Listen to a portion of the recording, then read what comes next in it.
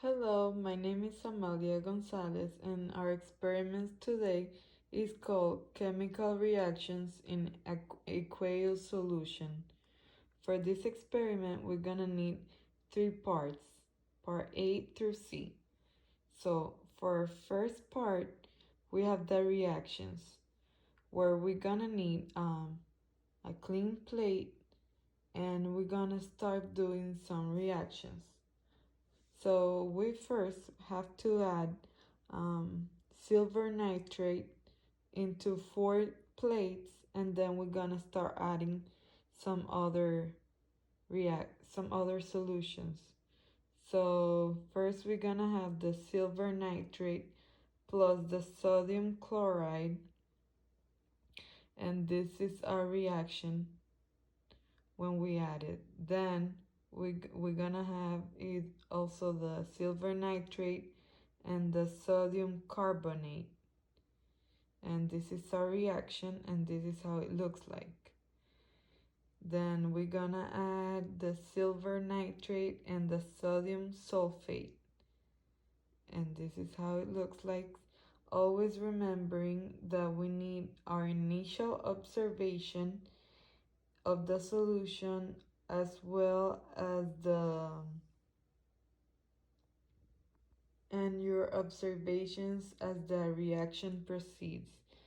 So here again we have our silver nitrate plus the potassium iodine, and now in a clear plate we're gonna add sodium sulfate plus barium chloride, and we're gonna do the same procedure to the calcium chloride plus the sodium sulfate.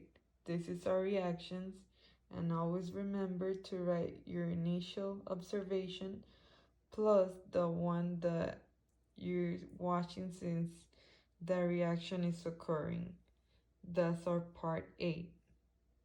For part B, we have 2 test tubes, and for our first experiment, we're going to record the temperature of the initial of that is our hydrogen chloride, and we're gonna mix it with sodium hydroxide, and we can see that it increases from a 23 to a 35, so it got hotter this time.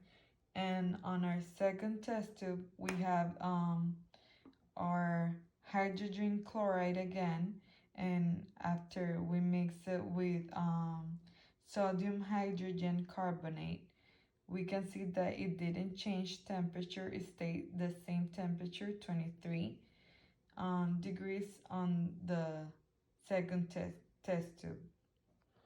Copper 2 sulfate plus iron, when is a blue solution, and then when it reacts we're gonna stay with a clear solution and the iron on the bottom.